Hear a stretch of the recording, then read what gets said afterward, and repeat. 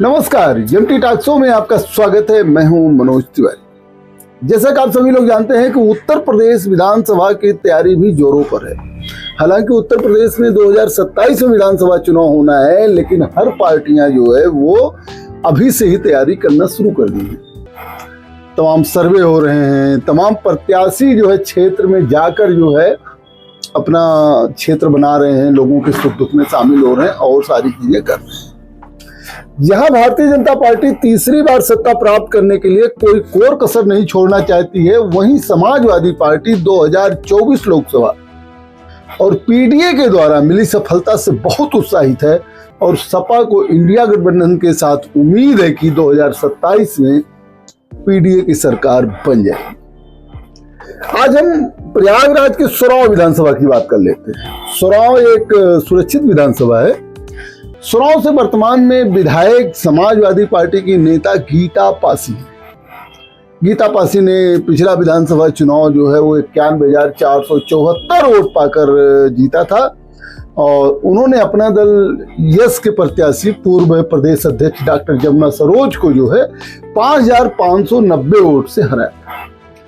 ये गीता पासी की उपलब्धि रही सोराव में। गीता पासी इसके पहले भी चुनाव लड़ चुकी थी। 2022 विधानसभा के पहले भी जो है 2017 विधानसभा में वो चुनाव लड़ चुकी थी। तब जो है वो बहुजन समाज पार्टी की प्रत्याशी थी, दूसरे स्थान पर। 22 में वो सपा में आई और जो है इंगित सरोज जी और सभी लोग जब शामिल हुए तो और उन्होंने सोराव से जीत दर्ज किया। उन्होंने अपना दल यस के जो है प्रदेश अध्यक्ष रहे डॉक्टर जमुना सरोज को हराया। हालांकि 2027 विधानसभा चुनाव में एक अलग ही समीकरण बनता है। जहां विधायक गीता पासी लगातार अपने क्षेत्र में रहती हैं, सुबह 8 बजे 10 बजे ही अपने घर से निकल लेती हैं और पहले से तय कार्यक्रम के अनुसार लोगों के सुख दुख में शामिल होती हैं। इसके अलावा जो अपने कार्यों की समीक्षा भी करती हैं। गीता पासी विपक्ष की विधायक हैं। उनके पास काम कराने के लिए केवल विधायक निधि होती है। विधायक निधि से जो हो सकता है वो क्षेत्र के विकास के लिए काम करती है, जिसमें सड़क है, बिजली है, पानी है, क्या गंभीर जो रूप से जो मरीज हैं उनकी मदद करने का काम है। गीता पासी का कहना है कि 2027 में उनकी सरकार आएगी तो सोराव विधानसभा में कई विकास कार्य होंगे जिसकी योजना उन्होंने बनाया है। जबकि अभी जो है भारतीय जनता पार्टी की सरकार है जो भेदभाव करती है, विपक्ष के विधायकों को जो है उतनी सहूलियत नहीं देती है। विपक्ष के विधायकों की एक सीमित ताकत होती है जब तक सत्ता ना रहे।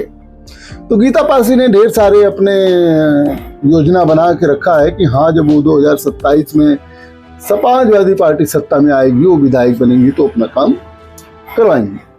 हालांकि गीता पासी के बारे में राजनीतिक गलियारे में तरह तरह की अफवाहें उड़ती रहती हैं, जिसका जिक्र करना यहाँ आज जरूरी नहीं है। फिर कभी मौका ऐसा आएगा तो देखा जाएगा। सपा से सिटिंग विधायक होने के बावजूद, जबकि सरकार जो है भारतीय जनता पार्टी की है, अक्सर विपक्ष के विधायकों की बड़ी निगेटिविटी रहती है। लेकिन गीता पासी के बारे में एक चीज है कि वो समाजवादी पार्टी की विधायक है, लेकिन किसी तरह की निगेटिविटी नहीं है, क्योंकि सोराव एक ऐसा विधानसभा क्षेत्र है जिसमें जो है विपक्ष का कोई बहुत बड़ा लीडरशिप नहीं डेवलप है। चाहे वो भारतीय जनता पार्टी हो, चाहे अपना दल यस हो, चाहे बहुजन समाज पार्टी हो। इसलिए गीता पासी की कोई बहुत ज्यादा जो है निगेटिविटी नहीं है। अब सिटिंग विधायक है, सिटिंग विधायक है, इसलिए माना जा रहा है कि जो है सपा कार्यकर्ता भी हम मान के चल रहे हैं कि 2027 में जो है समाजवादी पार्टी की अगली कैंडिडेट गीता पासी ही होंगी, क्योंकि सिटिंग विधायक का टिकट अक्सर पार्टियां नहीं काटती हैं, यह माना जा रहा है। लेकिन एक फैक्टर है पूर्व विधायक सतबीर मुन्ना का। पूर्व विधायक सतबीर मुन्ना का है और क्या कहते हैं 2012 में उन्होंने तत्कालीन बसपा नेता बाबूलाल भौरा को हराकर चुनाव भी जीता था सोराव से। सतबीर मुन्ना जो है प्रयागराज के बहुत पुराने राजनीतिक घराने से ताल्लुकात रखते हैं। उनके पिताजी बहुत बड़े नेता रहे, मंत्री रहे। उनके भाई साहब जो है वो सांसद रहे, विधायक रहे, मंत्री रहे और सतबीर मुन्ना भी जो है सोराव से विधायक हुए। सतबीर मुन्ना का बहुत ही पुराना राजनीतिक घराना रहा है। अपने विधायक रहते हुए सतबीर मुन्ना ने सोराव के लिए बहुत काम करवाए, जिसमें ITI कॉलेज है, अग्निशमन केंद्र है, अस्पताल का ज़्यादा बेड का बनवाना, ये तमाम काम कुछ ऐसे रहे जो बहुत उल्लेखनीय है। और सतबीर मुन्ना ने सड़कें भी बहुत बनवाई थी। बहरहाल सड़कें तो टूटती बनती रहती हैं, लेकिन सतबीर मुन्ना इस समय भी आम आदमी के सुख दुख में शामिल होते रहते हैं। 24 आवर पॉलिटिशियन है। और 2017 में सतबीर मुन्ना अपना दल यस नेता डॉक्टर जमुना सरोज से चुनाव हार गए थे। 2022 में समाजवादी पार्टी ने उनको टिकट नहीं दिया और गीता पास से चुनाव लड़ी जो जीत गई। सतबीर मुन्ना को भी एक जो है समाजवादी पार्टी के जो है कहीं न कहीं दावेदार के रूप में माना जाता है। सतबीर मुन्ना पार्टी के सिद्धांतों पर रहे और कहा जाता है कि 2027 में गीता पासी के विकल्प के रूप में उनकी अपनी दावेदारी है। अब तो यह समय ही बताएगा कि टिकट बंटवारे के समय सपा अपने वर्तमान विधायक गीता पासी पर दोबारा भरोसा करती है या उनकी जगह अपने पूर्व विधायक सतबीर मुन्ना को टिकट देती है। हालांकि एक बात याद दिला दें हम आपको, 2017 में सिटिंग विधायक सतबीर मुन्ना थे, फिर भी सपा ने सोराव सीट कांग्रेस के खाते में डाल दिया था। बाद में सतबीर मुन्ना ने मेहनत करके पुनः टिकट प्राप्त किया। 2027 में कांग्रेस का फिर से सपा से गठबंधन है और कांग्रेस नेता मनोज पासी क्षेत्र में, सोराव विधानसभा क्षेत्र में लगातार मेहनत कर रहे हैं, तैयारी कर रहे हैं। लेकिन ससरी निगाह से देखें तो अभी गीता पासी के स्थान पर किसी अन्य सपा नेता के नाम के बारे में बात करना एक अनुमान ही है, एक कल्पना है, क्योंकि गीता पासी हैं विधायक और सपा के महासचिव इंजी सरोज से बहुत ही उन्हीं के गुट की नेता मानी जाती हैं। जहां इंजी सरोज रहेंगे, जो इंजी सरोज की अगर चलेगी तो गीता पासी विधायक रहेंगी और 2027 का चुनाव भी जो है सपा कैंडिडेट के रूप में लड़ सकते हैं। लेकिन सतबीर मुन्ना के नाम पर भी जो है बातें हैं, उनको इनकार नहीं किया जा सकता। चलिए अब हम लोग बात कर लेते हैं विपक्ष से कौन आएगा, क्योंकि आज तो पक्ष वहाँ सोराव में समाजवादी पार्टी की विधायक है तो पक्ष तो वही हो गया। विपक्ष से कौन आएगा? सोराव में विपक्ष वह है जिसकी सत्ता है, यानी भारतीय जनता पार्टी एनडीए, और सोराव सीट जो है वो एनडीए की सहयोगी अपना दल यस के खाते में रही। 2017 से ही जब से जो है विधानसभा में गठबंधन अपना दल यस का हुआ है, तब से जो है सोराव की सीट जो है वो अपना दल यस के खाते में रही और पहले विधायक डॉक्टर जमुना सरोज अपना दल यस से सोराव से बने। 2022 में हालांकि वो चुनाव हार गए, लेकिन फिर भी वो लगातार क्षेत्र में बने हुए हैं। अपना दल यस 2017 चुनाव में पा गई थी टिकट, लेकिन फिर भी भाजपा के एक नेता जो है वहां पर भर दिए थे पर्चा। बाद में जो है अमित शाह आदि लोगों ने जो है मना किया। विधायक रहते हुए अपना दल यस ने डॉक्टर जमुना सरोज को अपना दल यस का उत्तर प्रदेश का अध्यक्ष भी बनाया। डॉक्टर जमुना सरोज 2022 का चुनाव सपा नेता गीता पासी से हार गए। अब 2027 विधानसभा को देखते हुए तैयारी में लगे हुए हैं। डॉक्टर जमुना सरोज लगातार क्षेत्र में रहते हैं, लोगों के सुख दुख में भागीदार बनते हैं। अपना दल यस से ही एक दूसरे नेता हैं जिनका नाम है किशन सरोज। किशन सरोज की भी दावेदारी अपना दल यस से है। किशन सरोज भी शुरू से 2017 विधानसभा से ही अपनी दावेदारी कर रहे हैं, तब डॉक्टर जमुना सरोज को मिला। 2022 में भी जो है डॉक्टर से जमुना सरोज लड़े, लेकिन किशन सरोज की जो है दावेदारी है अपना दल यस से। अपना दल अगर विकल्प के रूप में देखना चाहे तो किशन सरोज का भी नाम है, और किशन सरोज जो है पार्टी से कभी मेरी जानकारी में तो बगावत भी नहीं किए हैं, और अभी बहुत बड़ी बड़ी होर्डिंग्स भी किशन सरोज की लगी थी। हमेशा किसी न किसी सामाजिक कार्यों में जो है वो लिप्त रहते हैं और समाज सेवा से उनका संबंध भी है।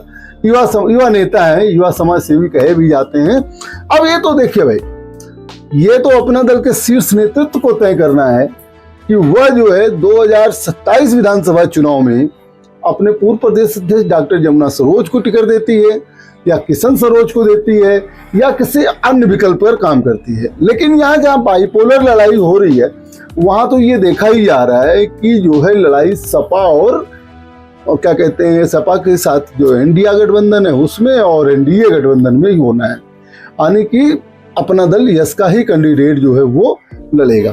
अब वो जीतने के लिए लड़ेगा, गीता पासी या समाजवादी पार्टी अपनी सीट बचाने के लिए लड़ेगी, ये है। सुरक्षित सीट बीजेपी के सहयोगी अपना दल यस खाते में तो है, लेकिन बीजेपी के भी कई नेता ऐसे हैं जो बहुत दमदारी से जो है सोराव विधानसभा लड़ने की तैयारी कर रहे हैं, जिसमें गंगा पार की जिला अध्यक्ष हैं निर्मला पासवान, वो भी एक बार लड़ भी चुकी हैं, वो भी जो है तैयारी कर रही हैं। बाबूलाल भौरा जो बहुजन समाज पार्टी के नेता थे, अब भारतीय जनता पार्टी में हैं, वो भी जो है विधानसभा चुनाव सोराव से ही लड़ना चाहते हैं और लड़ने की तैयारी भी कर रहे हैं। और उसके अलावा जो है अजय पासी एक जो है बहुत पुराने नेता, बहुत दमदार नेता थे सोराव के, अब तो नहीं रहे। उनका लड़का अंकित पासी, वो भी जो है क्या कहते हैं कि विधानसभा चुनाव लड़ने की तैयारी कर रहे हैं। ये सब भाजपा में हैं। अब भाजपा से तैयारी भले कर रहे हैं, लेकिन अब सभी लोग जानते हैं जब अपना दल यस की सीट है तो अपना दल यस की सीट सोराव के बदले कहाँ देगी भाजपा। अगर प्रयागराज की बात की जाए तो आप फाफामऊ दे नहीं सकते, वहाँ से भाजपा का सिटिंग विधायक है, फूलपुर से भाजपा का सिटिंग विधायक है ना। प्रतापपुर पहले से अपना दल में है, हरिया जो है पहले से निषाद पार्टी में है, शहर उत्तरी दक्षिणी और पश्चिमी का कोई जो है सवाल ही नहीं उठता है ना। बारा जो है पहले से अपना दल में है, निषाद पार्टी में करछना है, मेजा भाजपा देना नहीं चाहती है ना। तो कहाँ से देंगे आप लेकिन फिर भी भारतीय जनता पार्टी के नेता लोग, मैं तो कहता हूं कि ये जो नेता लोग हैं ये अध्ययन नहीं करते हैं कि सीट जब सहयोगी पार्टी की है तो हम जो है भाजपा में शामिल होकर ही क्या करेंगे। जनता का काम भी नहीं करा सकते हैं आप। भाई टिकट तो नहीं मिलना है, टिकट मिल भी जाए भाई पार्टी भाजपा जो है अपना दल इससे सीटें ले ले तो उसमें कोई कुछ नहीं कर सकता है। लेकिन आप अगर भाजपा के नेता हैं तो अपना दल इसको टिकट, लेकिन फिर भी लोकतंत्र है, सबको हर जगह से तैयारी करने की जो है जुगत रहती है। सब अपना अपना विधानसभा तय किए रहते हैं, यही सोच कर कि आज नहीं कल मौका मिलेगा। तो भारतीय जनता पार्टी के भी लोग उसमें तैयारी कर रहे हैं जो अपना दल यस के एक सहयोगी है और अपना दल यस मुख्य विपक्ष के रूप में आने के लिए है तो सत्ता में, लेकिन सोराव विधानसभा की अगर बात करें तो वहां तो वो विपक्ष के ही रूप में। बसपा की बात कर लें, बहुजन समाज पार्टी राष्ट्रीय पार्टी है। बहुजन समाज पार्टी अध्यक्ष ने कहा कि इस बार जो है हमको सत्ता हासिल करनी है और हम सरकार बनाएंगे। वैसे एक बात बताऊं, 2012 में जब सतबीर मुन्ना जीते थे तो बहुजन समाज पार्टी सोराव में दूसरे नंबर पर थी। 2017 में जब जो है डॉक्टर जमुना सरोज जीते थे तो भी बहुजन समाज पार्टी जो है वो दूसरे नंबर पर थी। हालांकि 2022 में जो है बहुजन समाज पार्टी तीसरे नंबर पर चली गई। लेकिन सोराव विधानसभा एक ऐसी विधानसभा है जहां बहुजन समाज पार्टी कमजोर नहीं है और मायावती की जो रणनीति है उसको देखते हुए अब बहुजन समाज पार्टी से कई प्रत्याशी, कई नेता जो हो वो दावेदारी सोराव विधानसभा से भी कर रहे हैं। लेकिन अभी आनंद भारती पिछला चुनाव लड़े थे और आनंद भारती को जो 29,250 वोट भी मिला था। आनंद भारती भी लगातार जो है सोराव विधानसभा में बने हुए हैं और 2027 की तैयारी कर रहे हैं। अब देखने वाली बात होगी कि बहुजन समाज पार्टी आनंद भारती को चुनाव लड़ाएगी या किसी और नेता पर दांव लगाएगी। लेकिन बहरहाल सूरत हाल यही है कि बहुजन समाज पार्टी जो है वो आनंद भारती उसके नेता हैं, वो जो है तैयारी कर रहे हैं। अब देखिए सोराव में कुल मतदाताओं की संख्या 3,75,290 है लगभग, और जिसमें से 2,02,317 पुरुष हैं। आधी आबादी यानी कि महिलाओं की संख्या जो है वोटरों में 1,72,973 है। पटेल और पासी समाज का वोट ज्यादा है। उसके बाद यादव और मुस्लिम समाज के वोटर सोराव की राजनीति को प्रभावित करते हैं। अब देखिए जिस तरीके से उत्तर प्रदेश की राजनीति दो ध्रुवीय हो गई है, एक एनडीए गठबंधन, दूसरी इंडिया गठबंधन, उससे लगता है कि सोराव में भी लड़ाई जो है इंडिया गठबंधन और एनडीए गठबंधन में होनी है। जहां इंडिया गठबंधन को अपनी सीट बचाकर रखने की चुनौती है, वहीं एनडीए गठबंधन को 2017 की जीत पाने की भी चुनौती है। अभी चुनाव में समय है लेकिन तैयारी दोनों तरफ से भरपूर है। अब यह देखने वाली बात होगी कि 2027 में समाजवादी पार्टी अपनी सीट बचा लेती है या अपना दल यस फिर जो है समाजवादी पार्टी से छीन लेती है, ये तो समय बताएगा। लेकिन हर पार्टी के हर नेता जो है बड़ी मुस्तैदी से जो है वो तैयारी कर रहे हैं और जनता में मिल रहे हैं कि क्या होने वाला है। बहुजन समाज पार्टी कितना मजबूत लड़ेगी, किसको लड़ाएगी, ये तो समय बताएगा। लेकिन बहुजन समाज पार्टी की रणनीति पर भी जो है सभी की नजरें हैं कि बहुजन समाज पार्टी क्या करेगी। आगे भी हम आपको किसी दूसरे विधानसभा की सैर कराएंगे और बताएंगे कि वहाँ कौन कौन से नेता हैं जो बहुत दावेदार हैं, बहुत दमदार दावेदार हैं और उनकी क्या रणनीति है। तब तक देखते रहिए एमटी टॉक शो। बहुत बहुत धन्यवाद, बहुत बहुत धन्यवाद।